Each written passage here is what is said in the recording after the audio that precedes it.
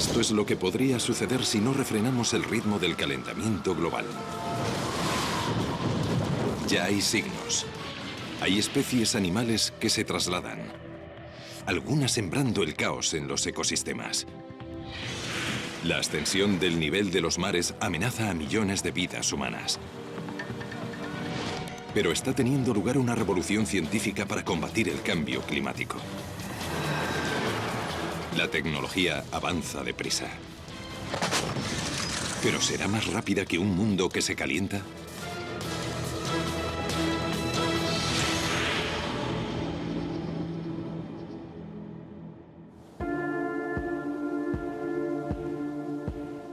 El clima de la Tierra siempre ha cambiado, pero raramente tan aprisa. En solo 250 años el planeta se ha calentado casi 1 grado centígrado o Celsius. Celsius es la escala que usan los científicos para medir la temperatura. Al ritmo actual de calentamiento, la mayoría de los climatólogos coinciden en que dentro de 50 años estaremos 1 grado más calientes y al menos 3 grados más a finales del siglo XXI. ¿Cómo será el mundo en cada uno de esos estadios? ¿Y qué avances científicos y tecnológicos se llevan a cabo actualmente para afrontar cada uno de ellos? Sabemos qué causa el problema. Los gases de efecto invernadero como el metano y el dióxido de carbono que actúan como una manta que rodea el planeta, atrapando el calor. Y los gases de efecto invernadero aumentan más rápidamente que nunca.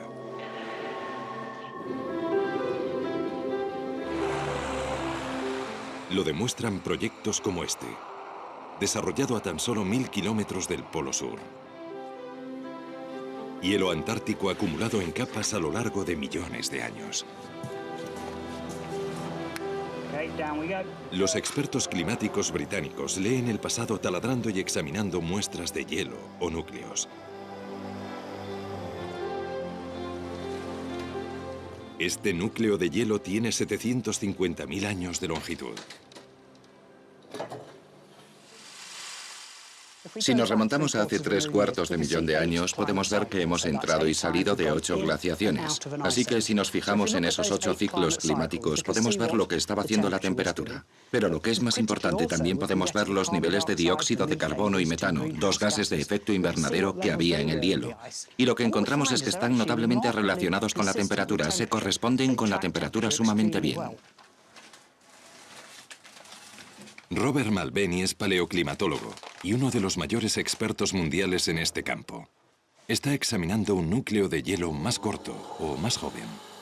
Atrapado en el interior, aire del siglo XVIII, anterior a la Revolución Industrial. Lo que voy a hacer es quitarme los guantes para calentarlo, porque en cuanto lo caliente podrán ver las burbujas de aire en el hielo. Alrededor del 10% del volumen del núcleo de hielo es aire. Lo oigo crujir ahora que las pequeñas burbujas que estaban sometidas a la presión de encontrarse a gran profundidad en el hielo estallan al derretirse el hielo que las rodea. No importa dónde se libere el dióxido de carbono, se distribuye uniformemente por la capa superior de la atmósfera. Así que el aire de la Antártida tiene la misma concentración de CO2 que el aire de cualquier otro lugar del mundo.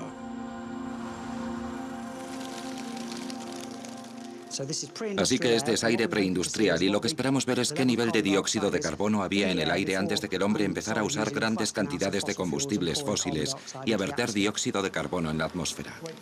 Aguarden a que se estabilice el instrumento. Así que tenemos 288 partes por millón. El nivel de dióxido de carbono de hoy es de 386 partes por millón.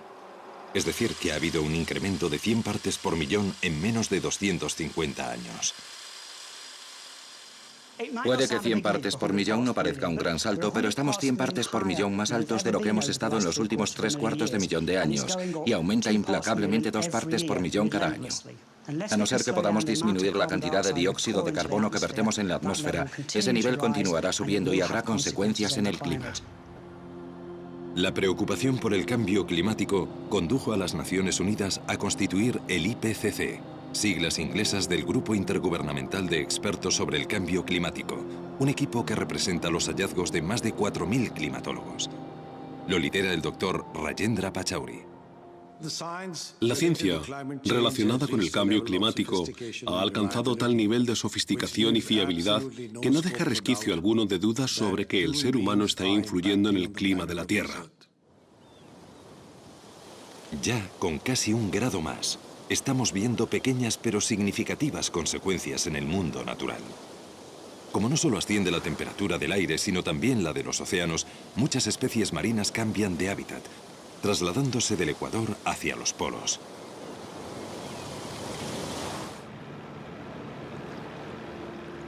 Tierney Teese, una bióloga marina que trabaja en el acuario de la Bahía de Monterrey, estudia este fenómeno.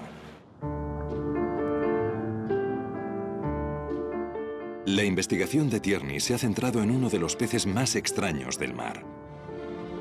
El pez luna, o mola mola, es el pez óseo más pesado del océano y puede superar los 4 metros de longitud.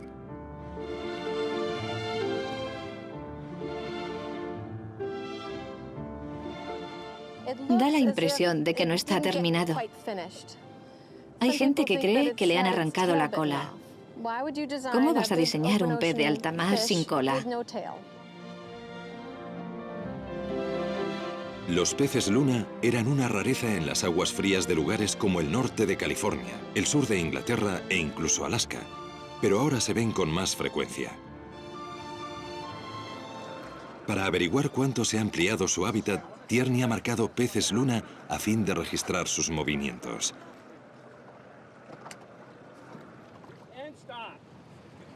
Tienes que sorprenderlos, porque los mola mola son muy asustadizos, mientras que otros te dejan interaccionar con ellos.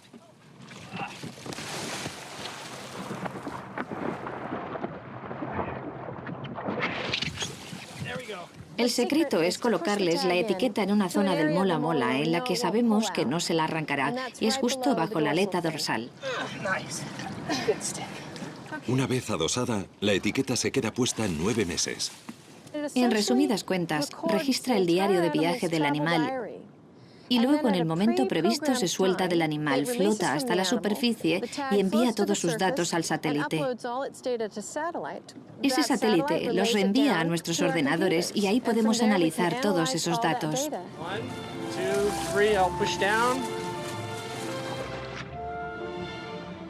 El estudio de Tierney está en su fase inicial, pero ya está empezando a verse una imagen clara del nuevo hábitat del pez luna. Y lo que es evidente es que aun con el más leve aumento de la temperatura, el mola mola emprende el camino. El cambio climático es mucho más que... el océano está un poco más caliente, porque al añadir esa cantidad de calor, 1 grado, estás modificando todo tipo de cosas. Puedes cambiar los niveles de oxígeno, puedes cambiar los niveles de nutrientes, puedes cambiar los patrones de circulación. El cambio climático trastoca un montón de cosas simultáneamente. A causa del calentamiento global, las líneas de temperatura media se están alejando del Ecuador a una velocidad de unos 64 kilómetros por década. Si esa velocidad continúa o aumenta, provocará la extinción de muchas especies, ya que no pueden soportar ese ritmo de cambio. Y a su vez, dado que unas especies dependen de otras, existe el peligro de una destrucción del ecosistema. Y la destrucción de un ecosistema es precisamente lo que está sucediendo en los pinares de la Columbia Británica. Los árboles están siendo devorados por un escarabajo al que en tiempos mantenían a raya las temperaturas invernales. Un aumento de menos de 1 grado ha permitido la proliferación del escarabajo del pino de montaña, que está diezmando la floresta.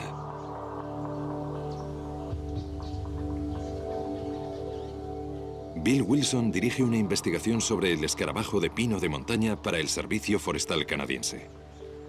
Emocionalmente es sobrecogedor. Cuando ves los pinos rojos no es signo del otoño o el invierno, es un signo de muerte. Esos árboles han sido asesinados por el escarabajo del pino de montaña. Este escarabajo es el responsable de la mayor plaga de insectos de la historia norteamericana. En los últimos 10 años, el escarabajo del pino de montaña ha destruido unos 13,5 millones de hectáreas de bosque, una superficie del tamaño de Grecia.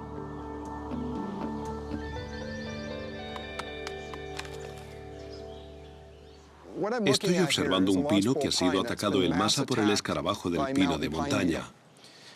Las hembras que atacan el pino con éxito excretan una feromona, y la feromona atrae a gran número de escarabajos. Muy rápidamente, los árboles se ven invadidos. Cuando el escarabajo consigue situarse bajo la corteza, lo que hace es empezar a alimentarse del árbol y pone los huevos. Esos huevos suelen eclosionar entre 7 y 10 días después, y las larvas comienzan a alimentarse inmediatamente. Debilitan el árbol y se desencadena la enfermedad. El brote no puede controlarse con insecticidas. Al ritmo actual de destrucción, 3/4 de los pinos maduros de la Columbia Británica habrán desaparecido en 2019. Le da a uno que pensar que un insecto del tamaño de un grano de arroz pueda provocar los daños que está causando a los bosques norteamericanos. El ataque del escarabajo del pino de montaña es solo uno de los muchos modos en que un aumento de casi 1 grado está afectando al delicado equilibrio de la naturaleza y amenazando la supervivencia de especies. La pica o liebre silbadora, nativa de Estados Unidos desde hace 40.000 años, podría ser el primer mamífero que se extingue mientras lucha por adaptarse al cambio climático. En África, la migración anual de más de 1 millón de ñúes se encuentra amenazada, ya que la sequía acaba con las praderas en las que pace. En las selvas tropicales de América Central y del Sur, 70 especies de atelópidos y dendrobátidos ya se han extinguido, ya que el cambio climático permite que un hongo letal medre entre ellas. En todo el mundo, los arrecifes coralinos, hogar del 25% de la vida marina, están muriendo a medida que los océanos se calientan, absorbiendo más dióxido de carbono y volviéndose cada vez más ácidos. Pero es en el Ártico donde los efectos del calentamiento global son más evidentes.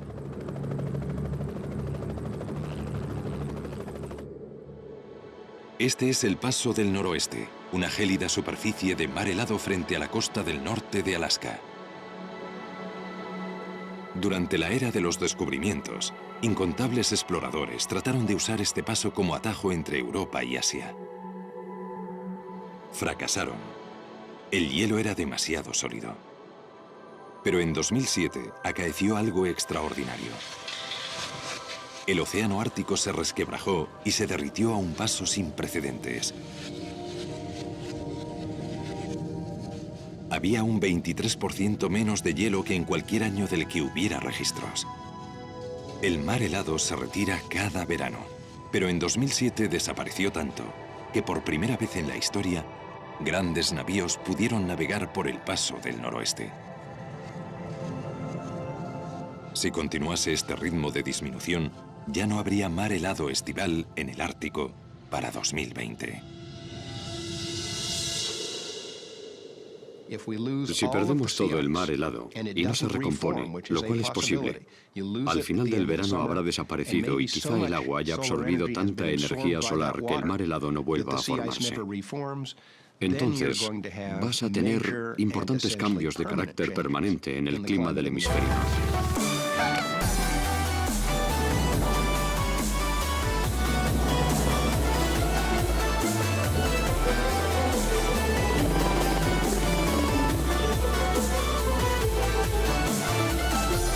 Durante 28 años, el biólogo de prospección geológica de Estados Unidos, Steve Amstrup, ha pasado los inviernos en el Ártico de Alaska recopilando gran cantidad de datos.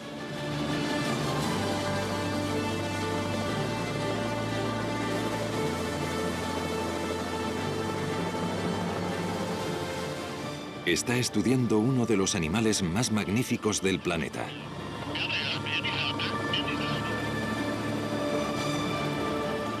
El oso polar, o blanco, es el mayor carnívoro terrestre.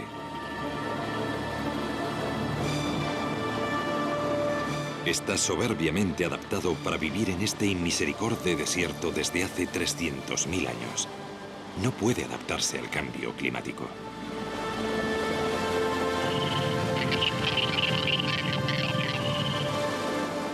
Cuando un oso ya tiene un número en el lomo, Steve sabe que ha sido marcado y estudiado.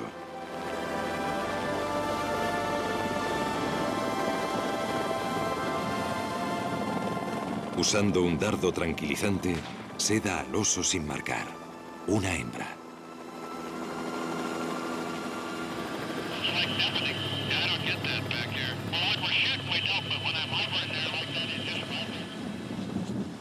Lo que intentamos hacer es comprobar el bienestar de la población y prever el futuro para ver si es posible el bienestar venidero de esta población.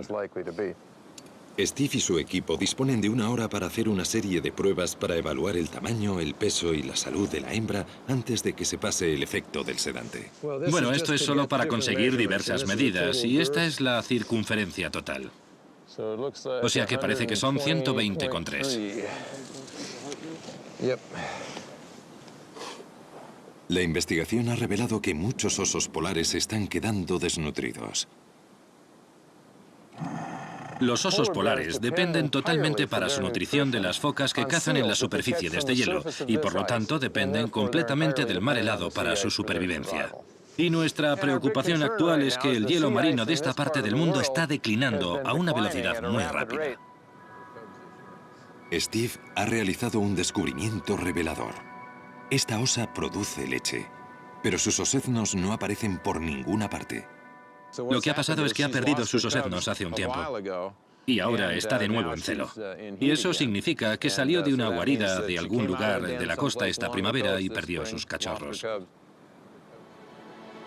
En años recientes, Steve ha visto un gran descenso en el número de osednos que sobreviven a su primer año y culpa a los cambios en el mar helado. Dado que hay menos hielo y la capa es más delgada, se forman más cordilleras a causa de la presión. Muros de hielo revuelto que suponen barreras formidables. Si eres un osedno solo de este tamaño, te es muy difícil afrontar ese tipo de cosas.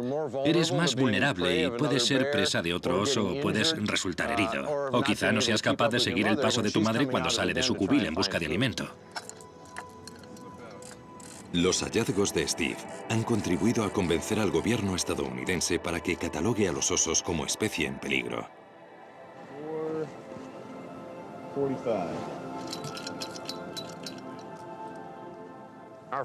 Nuestras previsiones apuntan a que los osos polares podrían desaparecer de la región donde nos encontramos en los próximos 50 años. Llevo 28 años subiendo aquí y siempre he podido contar con hallar osos polares. Si viviera para ver el día en que no pudiera venir y encontrar osos polares, me resultaría muy difícil de digerir.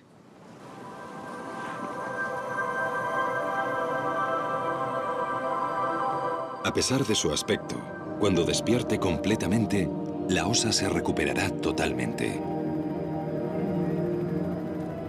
El hielo marino ha disminuido porque mientras que las temperaturas del resto del mundo han aumentado casi 1 grado, aquí han ascendido casi 3 grados. Vemos una reacción mayor, más calentamiento en el Ártico, ya que la realimentación está amplificando los factores.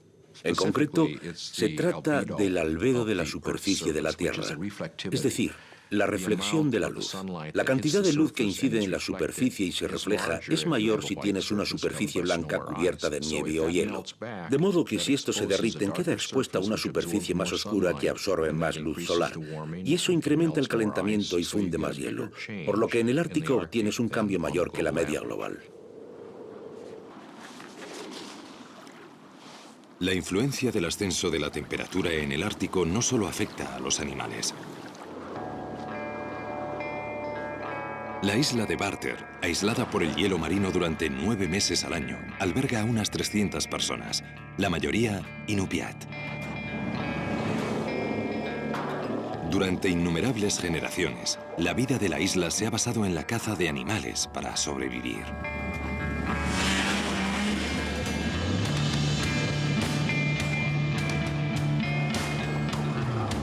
Robert Thompson es un cazador inupiat de la isla. Hoy se dirige a lo que en tiempos fuera un rico cazadero.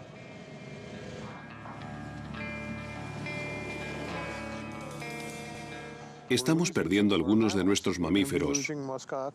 Vamos a perder los búfalos árticos. Seguramente se extingan en esta zona en el transcurso de mi vida.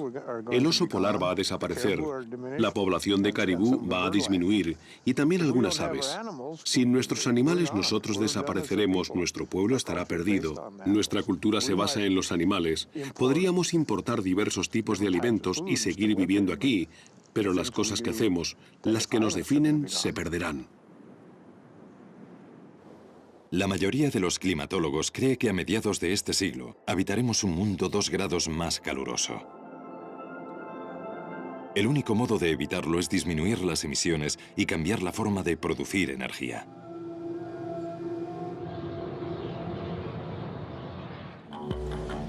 Más de un cuarto de los gases de efecto invernadero que producimos provienen de la combustión de combustibles fósiles para generar electricidad. El carbón, el petróleo y el gas natural surten casi todos los aspectos de nuestra vida y mostramos pocos signos de reducir su consumo. Llegaremos a un calentamiento global de al menos 2 grados centígrados si continuamos, aunque solo sea durante unos pocos años más, al ritmo de crecimiento actual, ya que las economías en expansión del mundo en vías de desarrollo crecen muy velozmente y sus emisiones de CO2 aumentan muy rápido. El mayor crecimiento se ha producido en China. Hace poco que ha superado a Estados Unidos como mayor emisor de gases de efecto invernadero. China construye 2 grandes centrales eléctricas alimentadas con carbón cada mes. El carbón alimenta buena parte del desarrollo económico mundial y produce la asombrosa cifra del 41% de la electricidad de todo el mundo.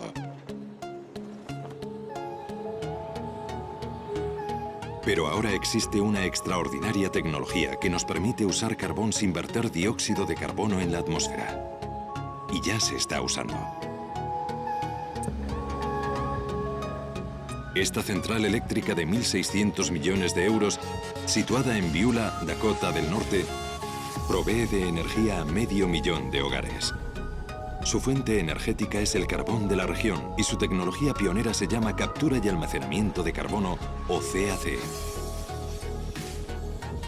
La CAC es un proceso en 2 fases. En la primera se captura el dióxido de carbono donde se produce. Dentro de esta tubería hay CO2 puro. Antes del año 2000, en lugar de pasarlo por esta tubería, lo expulsábamos al aire por ese conducto de ahí. Floyd Robb trabaja en la central eléctrica. A toda bebida carbonatada se le inyecta CO2. Y esta botella ha estado expuesta al sol, así que está caliente. Y cuando la agitas aumenta la presión. Cuando libero esa presión, el CO2 se vaporiza. El proceso que usamos aquí en la planta de gasificación es similar, solo que nosotros usamos metanol helado. El metanol es un compuesto químico que a alrededor de 70 grados centígrados bajo cero es muy eficaz en la absorción de dióxido de carbono. Pero cuando el metanol se calienta y despresuriza como una botella de refresco, libera el CO2.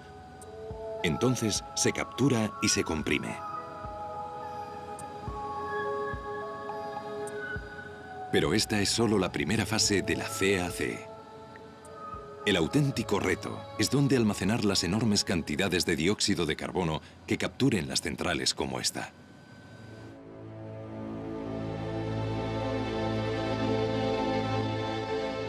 La solución podría hallarse aquí, en los magníficos cañones de arenisca del apropiadamente llamado Carbon County, Condado del Carbono, en Utah.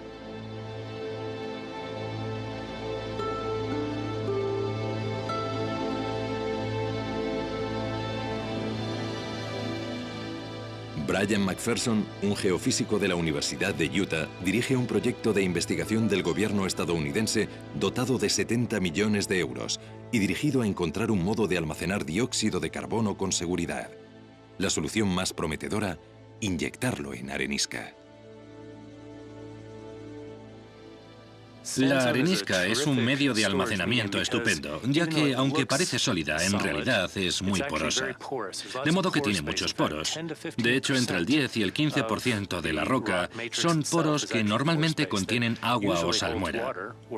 Y estamos viendo si podemos inyectar CO2 para reemplazar el agua o la salmuera. El equipo de Brian planea inyectar 1 millón de toneladas de CO2, la producción anual de una pequeña central eléctrica en formaciones rocosas a varios kilómetros de profundidad. En este cañón, esas capas se ven claramente. La formación Navajo es una enorme capa de arenisca. Aquí detrás de mí lo pueden ver como un acantilado cortado a pico. Bajo la formación Navajo está la formación Canter, una capa oscura, y debajo está la formación Wingate. La formación Wingate es nuestro objetivo como almacén de nuestro lugar de pruebas. Tiene alta porosidad, alta permeabilidad, mientras que la capa de arriba tiene baja porosidad y baja permeabilidad. Y la idea es que la formación Canter evite que el CO2 suba a la superficie. Si los sellos naturales aguantan, las posibilidades de capacidad de almacenamiento de las formaciones geológicas como esta de arenisca son enormes. En el estado de Utah, donde nos encontramos, tenemos capacidad para 50 años de almacenamiento en formaciones geológicas, y es un cálculo pesimista.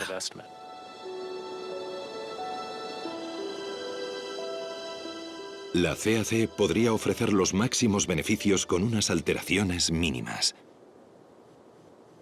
El mérito de la CAC es que nos permite usar la mayor fuente de energía fósil que tenemos. Hay tantos países que ya están usando carbón que debemos hallar un modo de usar el carbón evitando las emisiones dañinas. Así que tenemos que intentarlo, y quizá eso nos dé tiempo para desarrollar energías más limpias a largo plazo. Pero hay otro obstáculo. Al coste actual, la CAC podría añadir hasta un 60% a la factura de la electricidad. Y los estudios del gobierno no finalizarán hasta dentro de 10 años. Solo después de 2020 se considerará la adopción a gran escala de la CAC, y para entonces ya podría ser muy tarde. Si no detenemos el incremento de las emisiones globales para 2015, la mayoría de los expertos coinciden que el calentamiento del planeta en 2 grados es inevitable. Y eso podría desestabilizar aún más nuestro clima.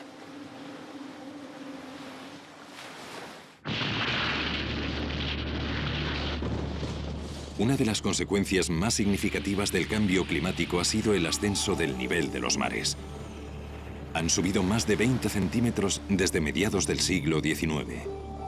En un mundo 2 grados más caluroso, subirían por encima de los 20 centímetros más. El agua, como muchas otras sustancias, se expande cuando se calienta. Y el hecho de que la capa superficial de los océanos esté más caliente significa que es más grande que antes, y lo único que puede hacer el agua es subir, de modo que por esa razón sube el nivel del mar. La otra razón por la que aumenta el nivel del mar es que si derrites el hielo que había en tierra, el agua fluye hacia el océano. El calentamiento y la expansión de los océanos tendrá otra consecuencia. El clima extremado y destructor se volverá mucho más común. 2008 trajo devastadores huracanes como Gustav y Ike. Se estima que más de 100.000 personas murieron en Myanmar, la antigua Birmania, a consecuencia del ciclón Nargis. Nadie puede relacionar estos sucesos directamente con el cambio climático, pero muchos científicos creen que las temperaturas más altas ya contribuyen a acrecentar la intensidad de las tormentas. El calor latente alimenta las tormentas. Tormentas eléctricas, tornados, tormentas tropicales, huracanes. La energía procede del calor latente, así que los océanos más cálidos alimentan más las tormentas. De modo que esperamos que las tormentas más fuertes se vuelvan aún más fuertes. El impacto destructivo de esto se sentirá en lugares inesperados. Nueva York, 8 millones de habitantes. Una de las mayores y más ricas ciudades del mundo. A los neoyorquinos les gusta pensar que ya lo han visto todo. Pero en un futuro más cálido tendrán que vérselas con la amenaza de inundaciones regulares y devastadoras.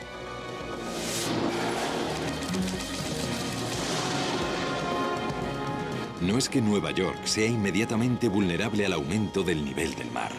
Los mares tendrían que subir más de 6 metros para sumergir Manhattan.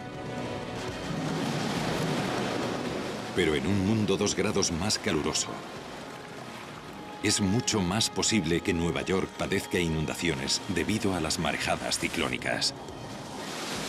Por eso es una ciudad vulnerable a los huracanes.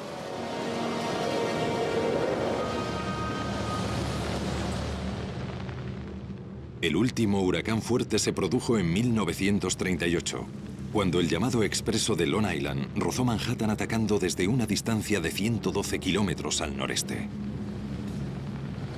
Murieron más de 600 personas. Cientos de casas fueron barridas por el mar. Hoy esa tormenta se clasificaría como de categoría 3.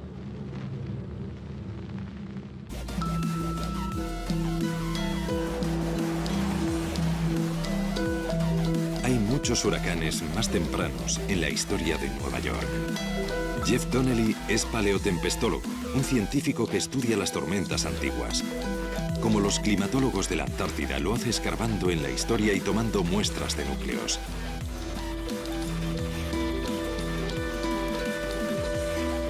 Extraen núcleos de barro y Jeff busca pruebas de marejadas ciclónicas.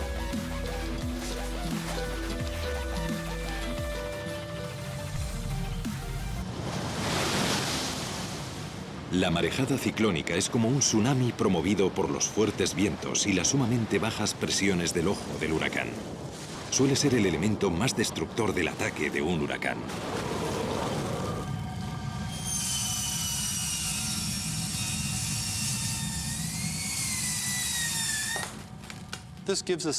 Con esto nos hacemos una idea de la frecuencia con que un lugar como Nueva York ha recibido el impacto de grandes huracanes en el pasado. En resumidas cuentas, es como leer un libro. Nos retrotraemos en el tiempo, abrimos estos núcleos y pueden ver los ricos sedimentos orgánicos que se han depositado día tras día. Pero ocasionalmente, al adentrarnos más en el núcleo, ves estas gruesas capas de arena que se han depositado. Y estas capas de arena son el resultado de las marejadas ciclónicas que han pasado sobre la playa y han desplazado arena hasta estas pozas y marjales. Y esta gruesa capa de aquí data del huracán de Nueva Inglaterra de 1938. Estos núcleos proceden de muy cerca de la ciudad de Nueva York y seguramente daten del huracán de la ciudad de Nueva York de 1821. Fue la última vez que la ciudad fue atacada por un huracán intenso, probablemente el huracán de 1815. Probablemente 1675, 1635. Y luego, antes, estos son todos anteriores al asentamiento europeo en el este de Norteamérica, de modo que los huracanes documentados llegan hasta esta época. Así que sabemos que es posible que Nueva York sufra huracanes directos, huracanes intensos. Han tenido lugar muchas veces y volverán a ocurrir en el futuro. Previamente, en cualquier año dado, había una posibilidad entre 100 de que llegara una devastadora marejada ciclónica de 3 metros. Pero en un planeta 2 grados más caliente, esas posibilidades variarán. La doctora Cynthia Rosenzweig, destacada climatóloga, ha realizado muchos estudios para predecir inundaciones provocadas por marejadas ciclónicas. Una parte de las proyecciones del cambio climático es prácticamente segura. Es que el nivel de los mares será más alto. Eso proporciona la base para que ocurran las inundaciones costeras. Aunque las tormentas no cambien, ese nivel del mar más elevado permite que la inundación se interne más tierra adentro. Esa es la mayor vulnerabilidad de la parte sur de Manhattan y de muchas zonas bajas de la región de Nueva York. Con un nivel del mar más alto, marejadas ciclónicas que en el pasado habrían causado inundaciones de poca importancia se tornarán tan destructivas como la mayor tormenta del siglo. Lo que muestran nuestros estudios es que esa mayor tormenta del siglo podría suceder una vez cada 20 años. Durante la vida de nuestros hijos, es muy posible que tenga lugar esa tempestad catastrófica. En una tormenta así, la bolsa de Nueva York, Wall Street y todo el sur de Manhattan quedarían inundados. Partes de los distritos exteriores, Staten Island, Queens, Brooklyn y ciertas zonas de Nueva Jersey también quedarían anegadas. Pero quizá haya un modo de prevenirlo.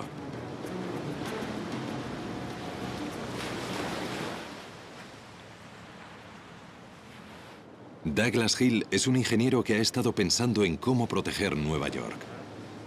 Él y sus colegas del Grupo de Investigación sobre las Marejadas Ciclónicas, Stony Brook, tienen un plan. Todas estas aguas del interior de la ciudad podrían protegerse si se colocasen 3 barreras contra marejadas ciclónicas en los brazos de agua que rodean Nueva York. Uno aquí en el estrecho donde se encuentra el puente Verrazzano, otro en la parte norte del East River, donde se encuentra con el estrecho de Long Island, y otro al otro lado de Staten Island. Y los 3 encerrarían esta zona y la protegerían de una inundación debido a una marejada ciclónica procedente del océano del estrecho de Long Island. En todo el mundo ya se han construido barreras similares. En Londres, la barrera del Támesis, que cubre una anchura inferior a la del estrecho de Verrazzano, lleva operativa desde 1982. A juzgar por lo que costó construir la barrera del Támesis, cada una de estas costaría entre 1,3 y 1,5 millones de euros y las 3 ascenderían a 4 millones de euros. Los planos para este tipo de protección apenas si están en el tablero de dibujo. Aunque se construyeran, las barreras tan solo protegerían la mitad del área metropolitana de Nueva York. Pero la ciudad está empezando a ver cómo prepararse para el cambio climático. En otras regiones de Estados Unidos y en zonas de todo el mundo, las soluciones pueden no ser tan sencillas.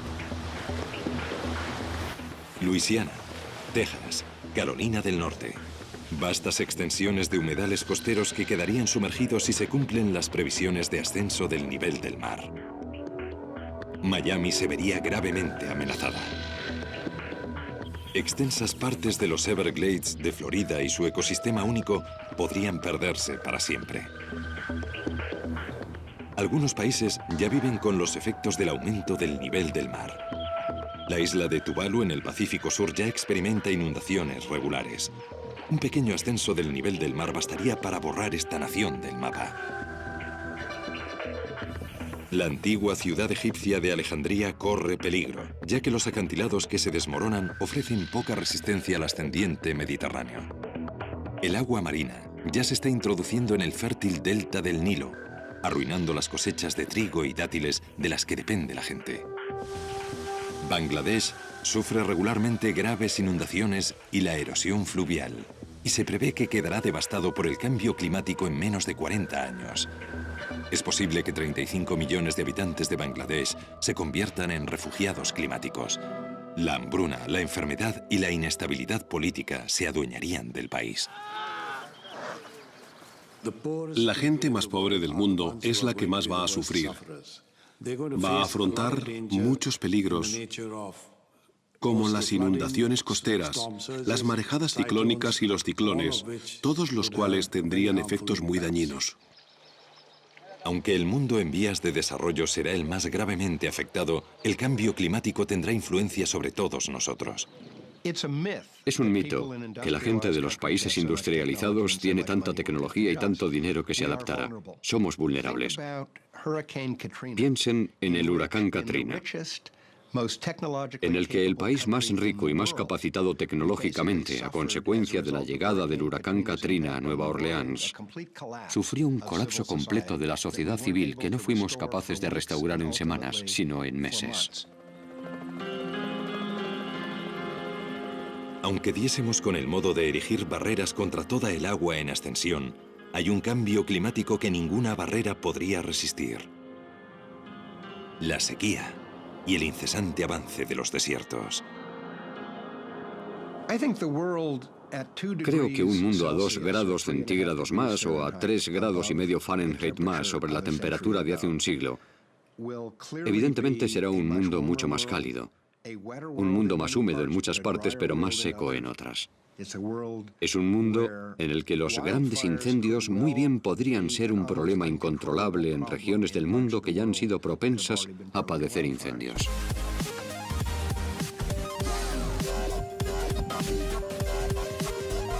Y en ningún lugar la amenaza es tan evidente como en el estado estadounidense de California. En junio de 2008 se declaró una sequía de ámbito estatal. Los embalses estaban a la mitad de su capacidad, lo que conllevó un control estricto del agua y su racionamiento.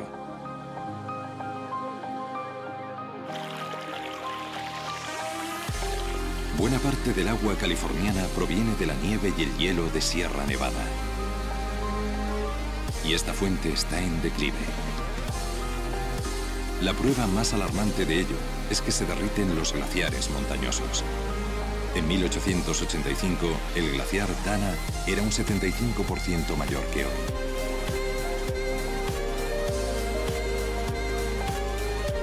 El climatólogo Anthony Westerling del campus de Merced de la Universidad de California ha observado los cambios. Una de las razones por las que es tan importante el glaciar Dana es que es un símbolo de lo que ocurre con la nieve y el hielo de Sierra Nevada y otras cordilleras de todo el mundo como consecuencia de las temperaturas más cálidas. Y como el glaciar conserva el agua y el hielo de año en año, una buena parte de nuestra reserva de agua se almacena como hielo o como nieve en las montañas cada año y se funde a finales de la primavera y comienzos del verano. Confiamos en ese abastecimiento para nuestras granjas y ciudades. El calentamiento global ya ha traído primaveras más tempranas a Sierra Nevada, y eso supone menos tiempo de nevadas invernales y menos acumulación de nieve, es decir, menos agua para California. Aun con un ascenso de la temperatura de casi 1 grado, los glaciares están menguando en todo el mundo. A medida que se caliente la Tierra, el deshielo acelerado de los glaciares supondrá una grave amenaza para grandes poblaciones. Los mayores temores se centran en el Himalaya, que abastece los grandes ríos del subcontinente indio, el Indo y el Ganges. Habría una reducción muy acentuada del flujo de agua en todos los ríos que surgen de esas grandes reservas de hielo de la cordillera del Himalaya. Si eso ocurre, afectará a 500 millones de personas que viven en el subcontinente y a 250 millones de personas en China. Con un aumento de la temperatura de 2 grados, la escasez del agua no solo afectará a las reservas de agua potable, sino también a la agricultura. Los secarrales podrían reemplazar a las tierras de labor en todo el mundo. Y la sequía tiene otra devastadora consecuencia: el fuego. Las últimas investigaciones revelan que a medida que se caliente el globo, las temporadas de incendios van a empeorar mucho. Los incendios de California del verano de 2008 fueron los más graves desde que existe constancia. This is our nightmare. I'm just scared. My kids and my grandkids, I'm just scared. It's just unbelievable what it's like when you see all those flames coming right at you. Hubo cerca de 10.000 incendios que abrasaron más de 5.000 kilómetros cuadrados. Se perdieron 1.500 casas. Algunos fuegos aún ardían a finales de noviembre. Las investigaciones de Anthony Westerling han revelado una tendencia alarmante. Ha habido un tremendo y espectacular incremento de la duración de la temporada de incendios en el oeste de Estados Unidos, superando con mucho los 2 meses de duración. No será solo Estados Unidos el que sufra incendios más frecuentes e intensos. Será un problema importante para lugares como Australia, Rusia, Suráfrica y las zonas de Europa que sean más proclives a la sequía y las olas de calor. En un mundo 2 grados más caluroso, el Sáhara avanzaría hacia el norte. Esto está asociado con la extensión de algo llamado célula de Hadley, que es el fenómeno en que el aire asciende en el ecuador, donde el calentamiento producido por el Sol es más fuerte, y se mueve hacia afuera y desciende sobre regiones como el desierto del Sáhara. Al descender reseca el aire y acabas teniendo un desierto. Con el calentamiento global, esta célula se vuelve más gruesa y tiende a descender más al norte en el hemisferio norte, es decir, en resumidas cuentas, la región mediterránea. Cada año, millones de turistas se dirigen a las playas mediterráneas. Sin embargo, esto cesará cuando las temperaturas sigan aumentando.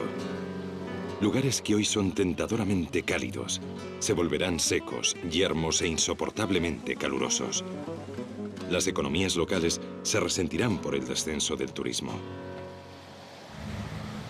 Para otras regiones, el aumento de la temperatura y la desertificación se convertirán en una cuestión de vida o muerte. Un incremento de 2 grados puede conllevar escasez de agua en varias partes del mundo. Para 2020, solo en África, habrá entre 75 y 250 millones de personas afectadas por la falta de agua a resultas del cambio climático. Si queremos evitar los efectos de un mundo 2 grados más caluroso, los esfuerzos individuales por reducir las emisiones ahorrando energía en casa y en el trabajo tendrán que ser algo que tengamos interiorizado.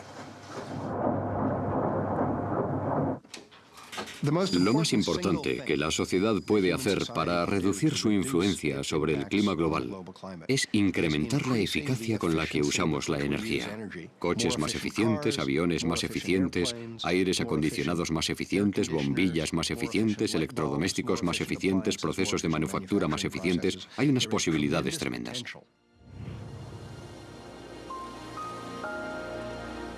En los Emiratos Árabes Unidos se ha empezado a trabajar en un proyecto para llevar la eficacia energética al próximo nivel.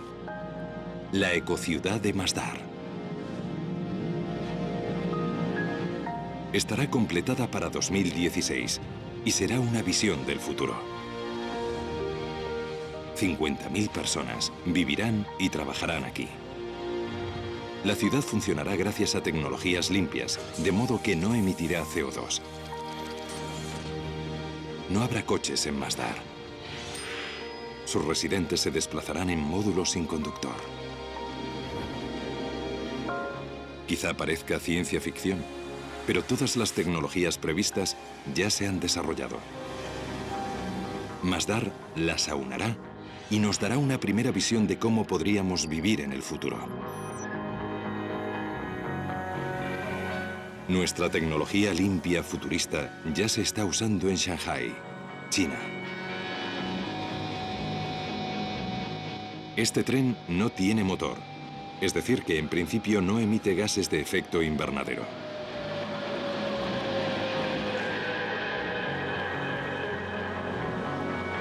Es el primer tren comercial maglev de alta velocidad del mundo.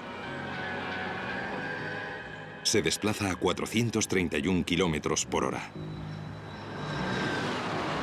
Así que el viaje de 30 kilómetros del aeropuerto de Shanghái a la ciudad dura menos de 8 minutos. Maglev es el acrónimo inglés de levitación magnética. Este tren flota literalmente en el aire.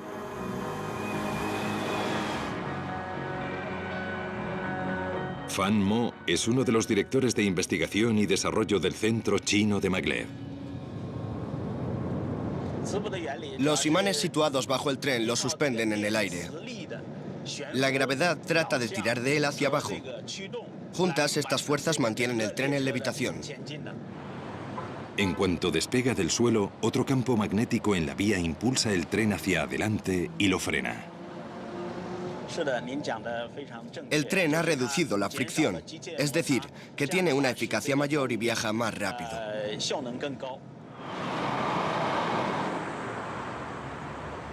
La levitación magnética no es una tecnología barata por el coste de tender el raíl que sirve de guía. Los antiguos rieles tendrían que sustituirse, pero los beneficios serían enormes.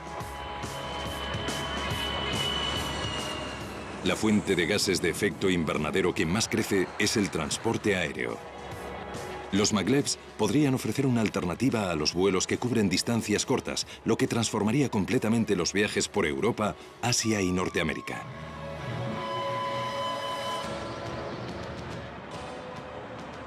Pero eso no sucederá inmediatamente. El maglev de Shanghái es rápido y eficaz, pero no elimina completamente las emisiones. Eso es porque la fuerza magnética que impulsa el tren se alimenta con energía eléctrica, y aquí en Shanghái la electricidad se genera sobre todo con carbón.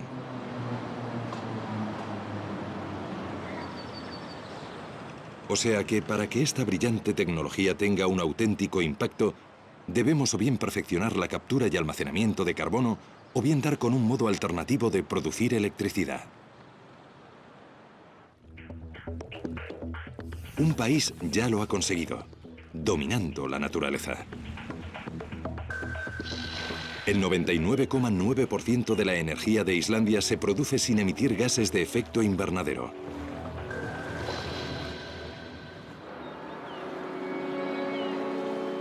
Islandia tiene suerte, ya que se encuentra justo sobre una caldera geológica. En el balneario de la Laguna Azul, cercana a la capital Reykjavik, la gente se baña en las mismas aguas geotermales que se usan para generar su electricidad. Tradicionalmente, este balneario se surtía de las aguas residuales de la central geotérmica de Svartsengi, que no produce gases de efecto invernadero. Aquí, el agua supercaliente de las profundidades emerge en forma de vapor, lo que impulsa las turbinas generadoras de electricidad. La energía geotérmica está disponible en lugares como Islandia, donde hay mucha actividad volcánica. Han dejado de depender de las energías fósiles para obtener electricidad. Pero no para los coches. En Islandia hay más coches por persona que en casi cualquier país del mundo. Pero su uso pionero de una nueva tecnología quizá deje obsoletos los coches tradicionales.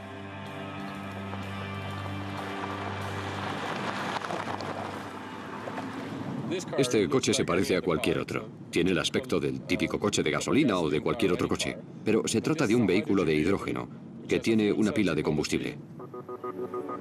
La pionera de la tecnología de pilas de combustible ha sido la compañía de Jon Björn Skulason, que trabaja con 13 prototipos de coches de hidrógeno. Bajo el capó, una pila de combustible divide el hidrógeno en protones y electrones, sus componentes subatómicos básicos.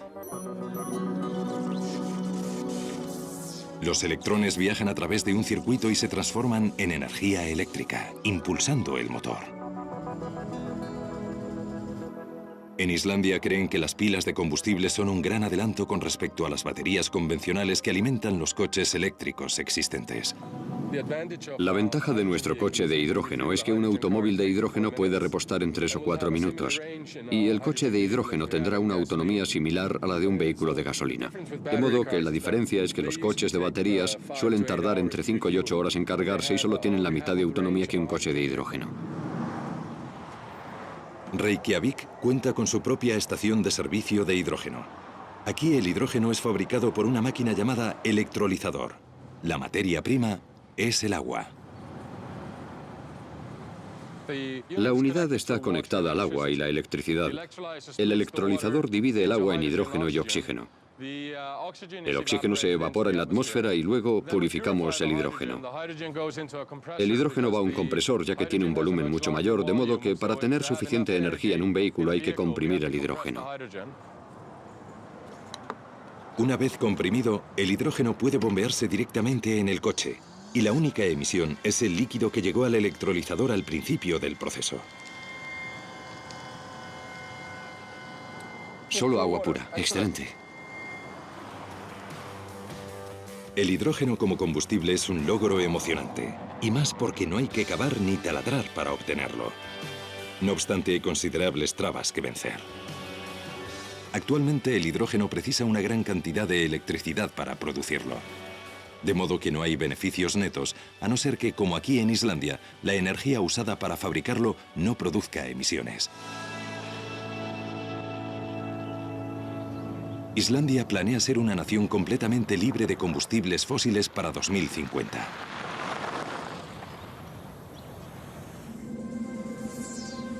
Pero para otros países que no se encuentran sobre un inagotable surtidor de energía renovable, hay otra fuente disponible que puede dominarse: el sol.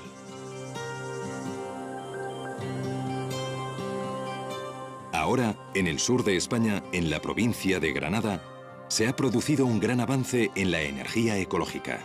Una central solar que funciona aunque el sol no brille. Cuando esté finalizada, Andasol cubrirá 2 kilómetros cuadrados y abastecerá de energía a 50.000 viviendas. Es un gran paso adelante, ya que una central de carbón con una producción similar emitiría 180.000 toneladas de dióxido de carbono anuales.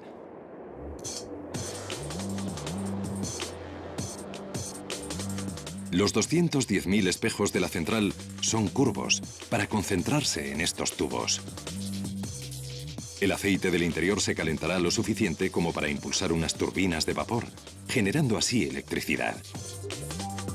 El ingrediente secreto de Andasol se encuentra en estos tanques. Sal fundida. La sal conduce y almacena el calor sumamente bien. El exceso de calor generado durante el día es absorbido por la sal. Por la noche, este calor almacenado produce vapor para seguir moviendo las turbinas. En el futuro, este tipo de tecnología podría generalizarse. Se podrían instalar grandes centrales solares en regiones secas y soleadas del norte de África, Texas y los estados desérticos. Vastas zonas actualmente inútiles para la agricultura podrían resultar ideales para la generación de energía. España no es el único país que avanza a pasos agigantados en las tecnologías energéticas limpias. El Reino Unido está dominando el viento, construyendo el mayor parque eólico del mundo.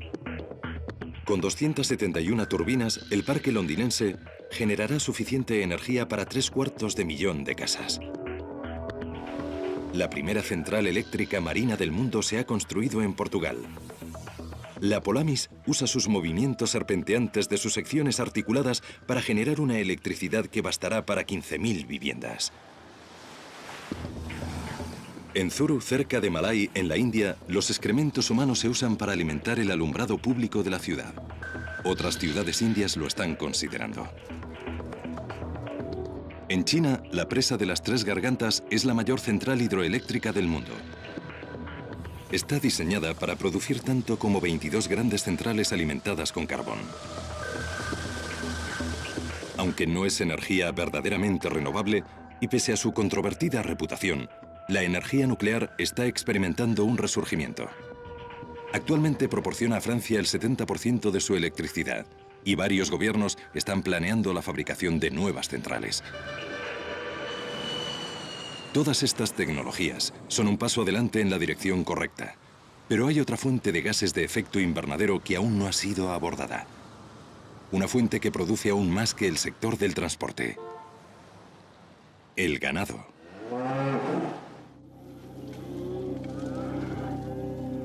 La industria ganadera de todo el mundo es la responsable de una asombrosa proporción de las emisiones de gases de efecto invernadero, el 18%. Es más de lo que suman los aviones, los barcos y los coches. Eso es porque la carne y los productos lácteos necesitan más y más tierras despejadas para pastos. Y se requiere una gran cantidad de energía para producir el alimento de los animales y refrigerar y transportar la carne. Las propias reses son la fuente de un gas particularmente nocivo, el metano. Una vaca madura lactante emite 14 litros de metano al día. Como gas de efecto invernadero, el metano tiene más de 10 veces el efecto de atrapar energía que el dióxido de carbono, o sea que es crucial reducir su emisión. En una cámara estanca especial, Christopher Reynolds de la Universidad Británica de Reading estudia las emisiones animales con detalle científico. El metano que se produce es un producto de la fermentación del alimento de las vacas debido a los microorganismos, unos microbios que producen metano y que se encuentran en su estómago. Y esos microbios ayudan a digerir el alimento que la vaca consume, pero uno de los subproductos es el metano.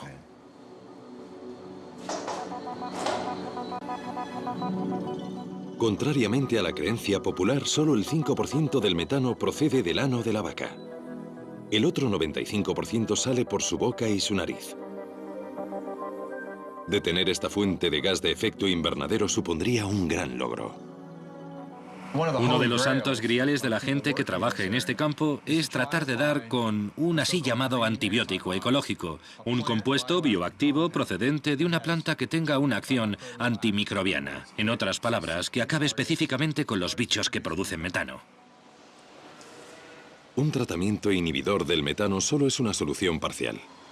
Una forma mucho mejor de reducir el metano sería que todo el mundo dejase de consumir carne. Y como eso es difícil que ocurra, se están desarrollando otros modos de reducir las emisiones del ganado.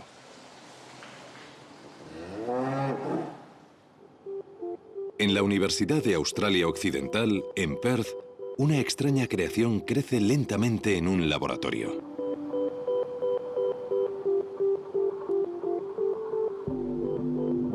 Oron Katz trabaja en el Departamento de Ciencias Biológicas. Está fabricando la primera carne artificial del mundo. Cuando cultivamos esas células solemos llamarlas, hemos acuñado el término semivivas, ya que no están completamente vivas. No son un animal, sino que son una parte viva de un animal sustentada en un medio artificial. Esta carne artificial se ha cultivado a partir de células musculares de un cordero, pero podrían haber sido células de cualquier animal. Fueron cultivadas en una solución nutritiva hecha de plasma sanguíneo derivado del ganado. Los cultivos de células musculares crecen en un bioreactor de microgravedad que rota constantemente para que la carne crezca en 3 dimensiones. Sin este movimiento, la carne sería plana, con una anchura de solo unas células. Actualmente, Oron busca formas de dar a la carne más textura, a fin de imitar la auténtica. En estos momentos se está llevando a cabo una investigación para tratar de hallar maneras de ejercitar esas células musculares, de modo que se alineen y tengan una textura similar al músculo. Y hay 2 modos de hacerlo. Uno es estimular eléctricamente esas células y el segundo es tratar de ejercitarlas físicamente, intentando construir pequeñas máquinas para hacer ejercicio, pequeños gimnasios para que esas células crezcan y se conviertan en algo más parecido a los músculos. Oron ha llevado su singular trozo de carne al Reino Unido a uno de los mejores chefs del mundo.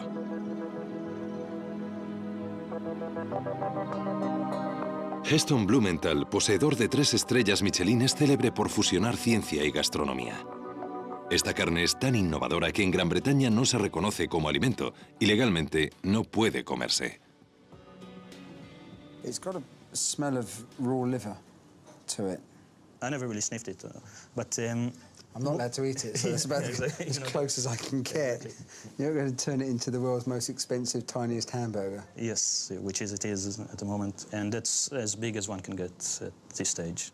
Mucha gente podría considerar la idea de la carne criada en laboratorio menos que apetecible. Pero no este chef magistral. I think as a catalyst for conversation, debate and thought, it's fantastic because how many people are quite happy to eat sliced ham that actually is not ham at all. It's processed meat from animals that have been literally chained to the floor. Yeah. That's not a problem, but something that's been grown in a lab actually is a problem. To me, that has the potential to be a lot more ethical. Esta tecnología aún está en su infancia. Aun cuando los científicos descubran cómo incrementar la producción, esta sustancia criada en el laboratorio solo serviría como carne picada o troceada. Los filetes y las pechugas de pollo artificiales aún son solo un sueño. Y su producción aún no es viable económicamente. Pueden quedar décadas para la carne artificial, pero hay otra tecnología revolucionaria que también imita a la naturaleza que podría estar lista en unos pocos años. Y que podría reducir los actuales niveles de dióxido de carbono, algo vital en un mundo 2 grados más caluroso.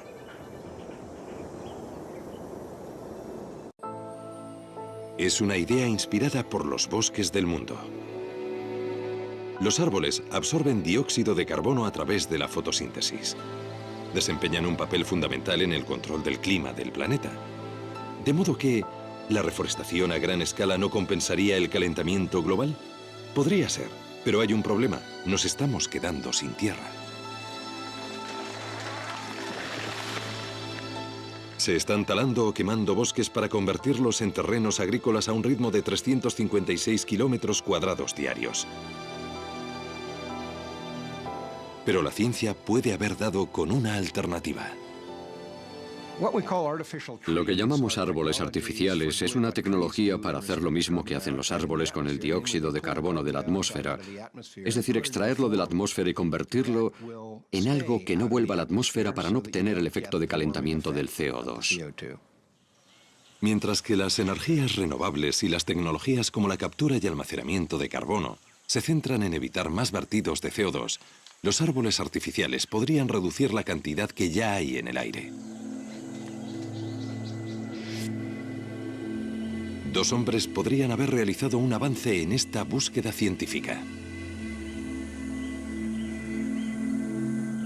El físico teórico Klaus Lackner y el ingeniero Alan Wright. Se conocieron aquí, en Biosfera 2, en Arizona. Biosfera 2 era el mayor ecosistema artificial estanco que se construía, el lugar perfecto para estudiar cómo los cambios en el dióxido de carbono afectarían al planeta.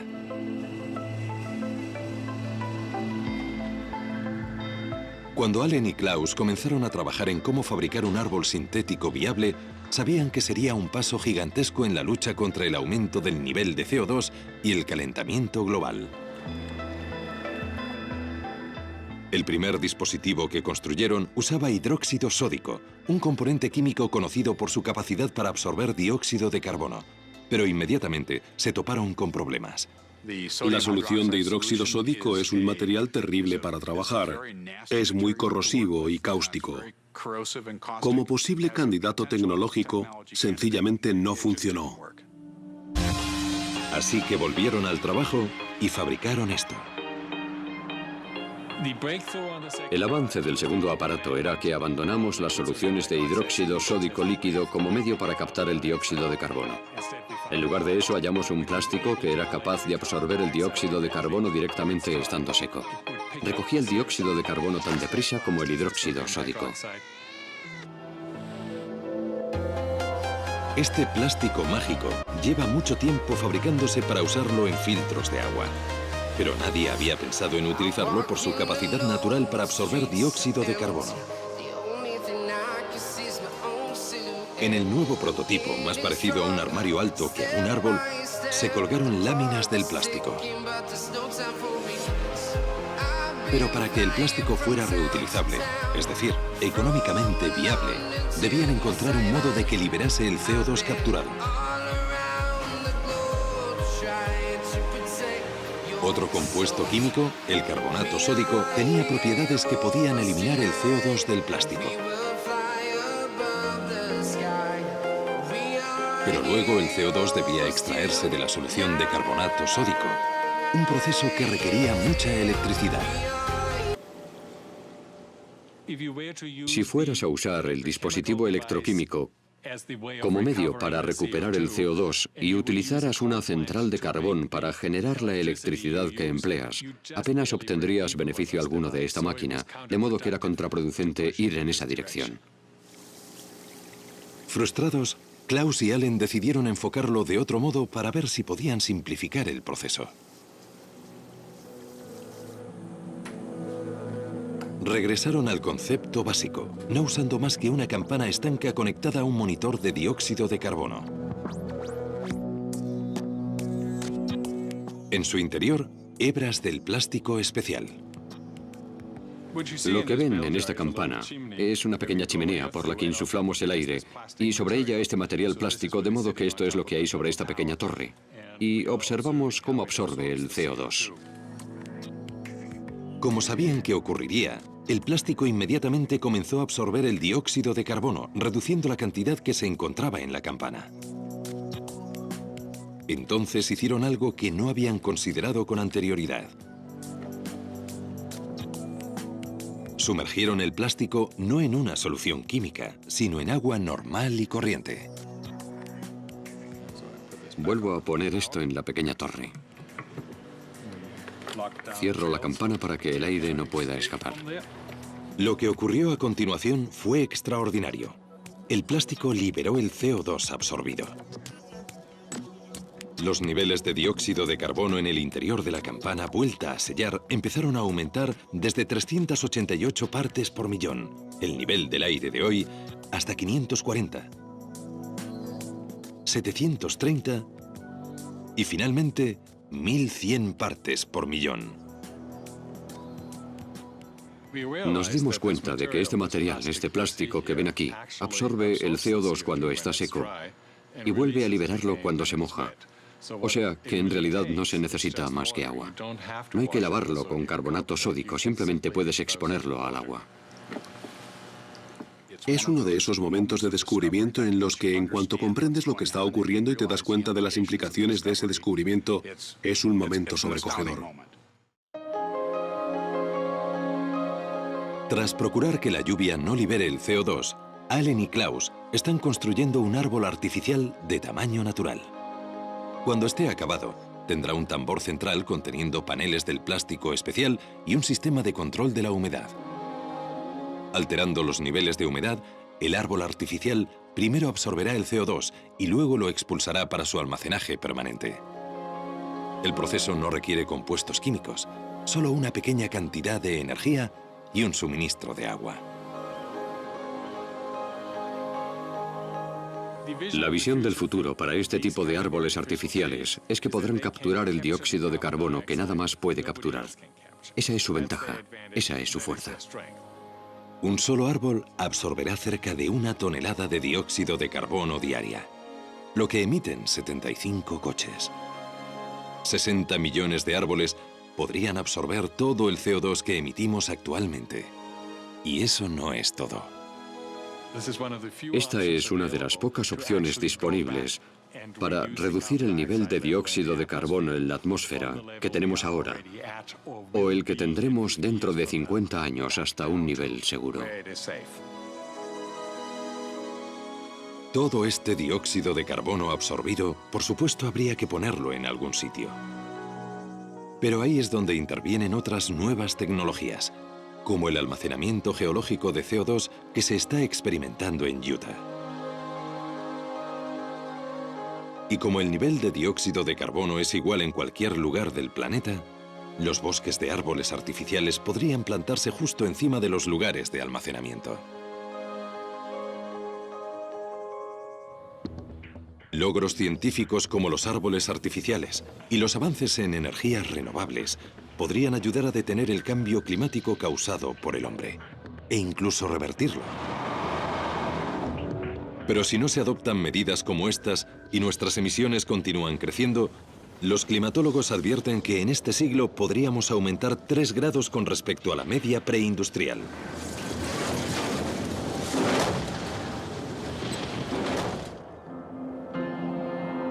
Con este nivel de calentamiento, el planeta podría pasar por una serie de momentos clave.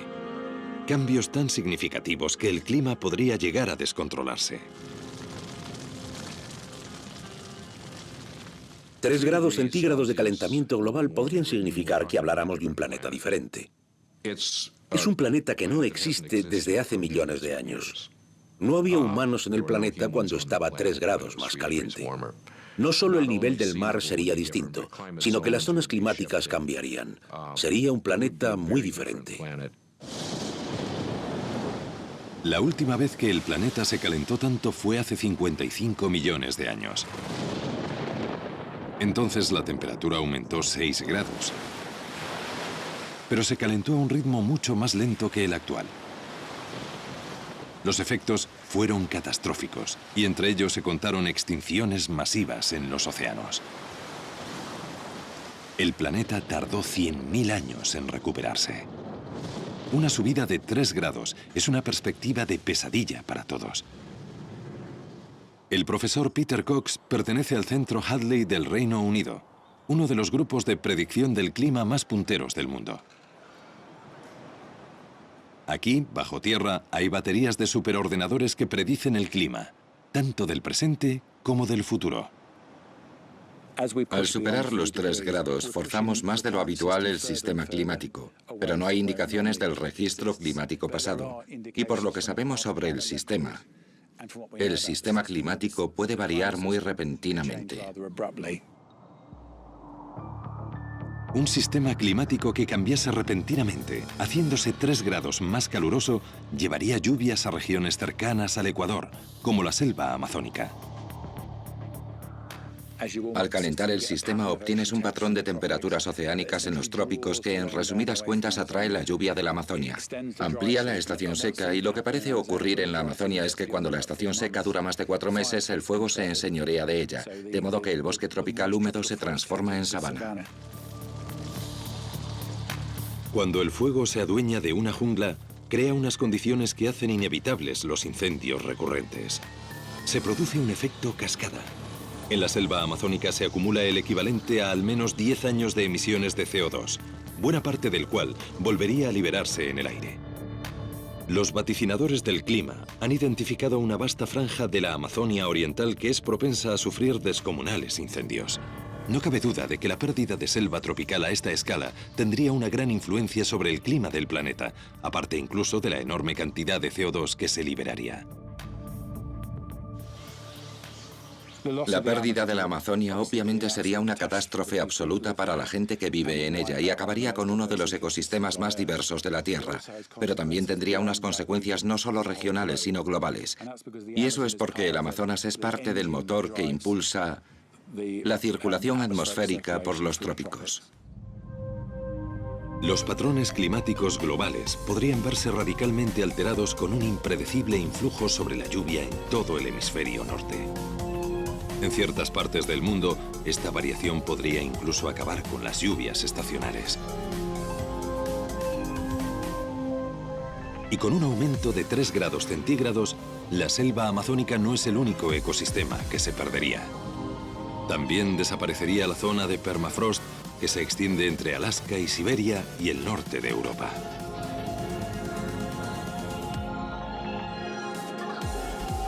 El permafrost es suelo que lleva congelado desde la última edad de hielo.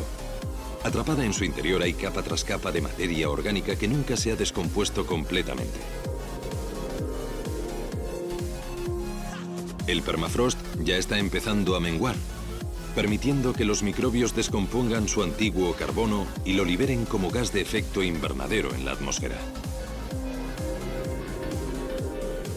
Los cálculos sugieren que en la zona de permafrost hay atrapadas hasta 1,5 billones de toneladas de carbono, el equivalente a 150 años de emisiones al ritmo actual.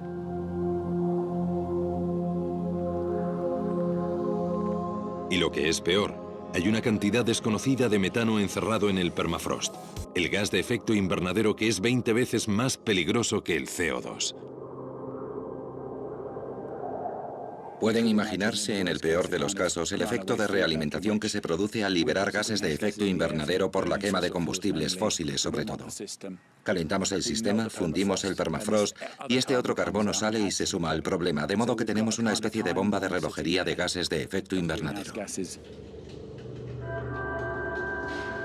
El volumen de gases de efecto invernadero que podría liberarse del permafrost, lo más seguro es que hiciese aumentar la temperatura a aún más de 3 grados centígrados.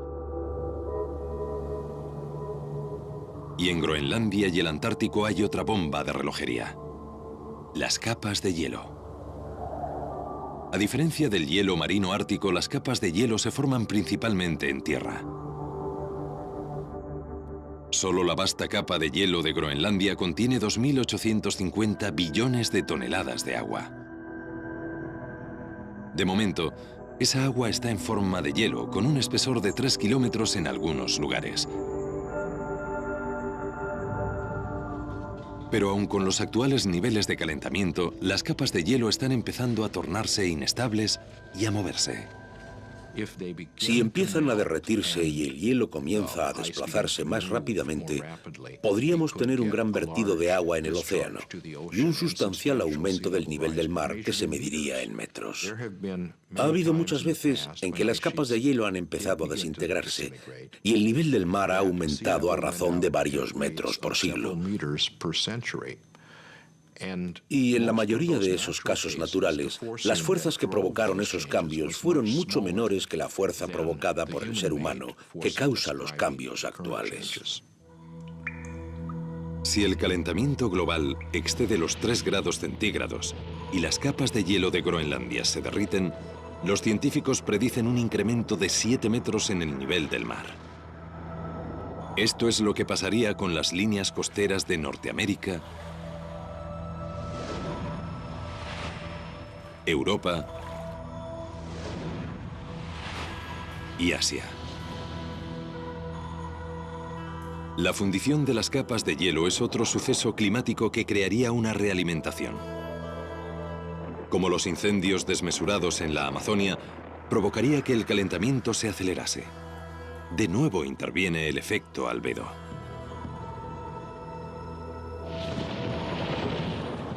Si la superficie reflectante de la luz del hielo desaparece, todo ese calor es absorbido y el clima de la Tierra se vuelve aún más caluroso. ¿Podrían usarse nuestras ciudades para revertirlo? ¿Y si pintáramos nuestro mundo de blanco para sustituir el efecto enfriador del hielo de Groenlandia?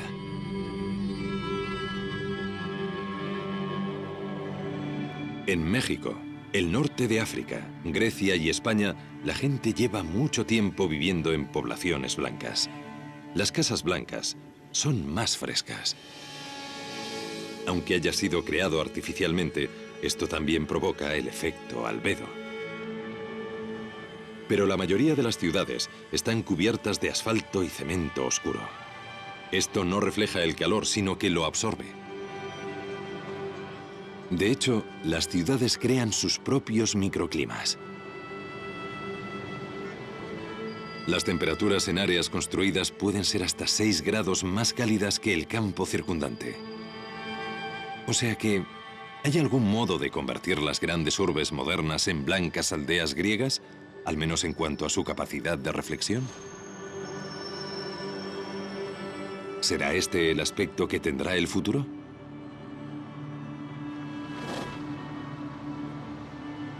No solo las ciudades, sino la ropa, los vehículos, incluso las plantas. Podríamos modificar genéticamente los cultivos y la hierba para que fuesen más claros, diseñados para reflejar la luz del sol. Incluso estas sencillas medidas podrían producir quizá medio vatio de enfriamiento por metro cuadrado, que es como un tercio del calentamiento que ha producido el dióxido de carbono. Así que si bien no nos resuelve el problema totalmente, al menos nos concede más tiempo. Si nos amenaza el futuro extremado que nos traerán los momentos clave del cambio, nuestra única esperanza podría ser adoptar medidas de enfriamiento de emergencia, como un mundo blanco. Medidas que podrían acabar transformando el planeta no por un calentamiento provocado por el hombre, sino por un diseño humano. Aquí es donde interviene la geoingeniería. La gente cada vez está más interesada en la posibilidad de modificar la Tierra para compensar el efecto de calentamiento que estamos ejerciendo sobre el clima. Debemos contemplar estas opciones, ya que muy bien podría ser que no consiguiéramos hacer lo suficiente con las técnicas más convencionales y tuviéramos que recurrir a medidas más extremas. Una de esas medidas extremas consiste en lanzar azufre al aire. Eso supone nada más y nada menos que declarar la guerra a la atmósfera del planeta. Es una idea inspirada por la naturaleza.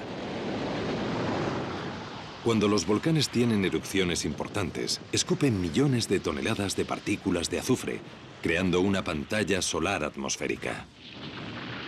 Estos sucesos han reducido la temperatura global hasta en más de medio grado centígrado. Sucedió cuando el monte Pinatubo entró en erupción en Filipinas en 1991. Si encontráramos un modo de imitar esto creando un escudo de azufre que envolviese la Tierra, podríamos enfriar el planeta.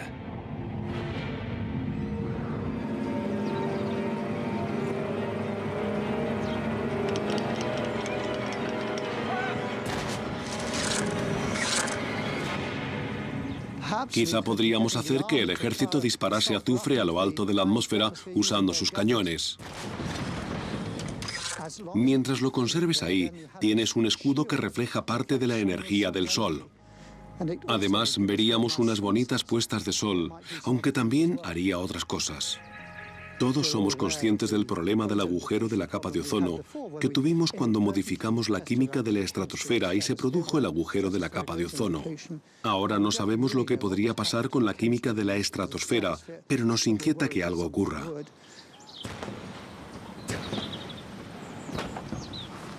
Se están considerando otras medidas extremas.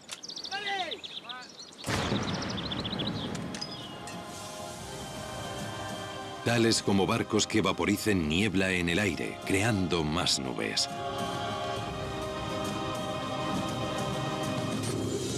La verdad es que la idea más ambiciosa suena a ciencia ficción.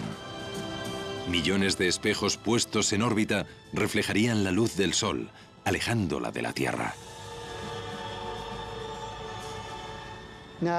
Pero si colocas un espejo ahí, necesitas un espejo de unos 2000 kilómetros de diámetro. O quizá la idea que se maneja últimamente, que es poner muchos espejos más pequeños con ordenadores a bordo para tenerlos apuntando en la dirección correcta. Es una idea absolutamente tremenda de contemplar. Resultaría enormemente caro. Pero no hay por qué llegar a eso. Existen o se están desarrollando soluciones y tecnología para detener e incluso revertir el calentamiento global. Los momentos clave del cambio y las medidas estrambóticas con un coste desmesurado no tienen por qué alcanzarse. La idea es una emergencia. Hemos llegado a un punto en el que necesitamos acciones drásticas rápidamente si queremos evitar desastres a corto plazo. Pero especialmente en los tiempos de nuestros hijos y nietos. Ya podemos ver un esbozo de la solución. Ya podemos ver el esbozo de lo que hay que hacer tecnológicamente, de lo que debemos hacer económicamente y de lo que debemos hacer políticamente. Tengo todas las razones para creer que hay una chispa de cordura, de sabiduría, de prudencia en las personalidades humanas, a resultas de lo cual yo creo que seremos capaces de resolver este problema colectivamente. Es responsabilidad nuestra proteger nuestro planeta para las generaciones futuras.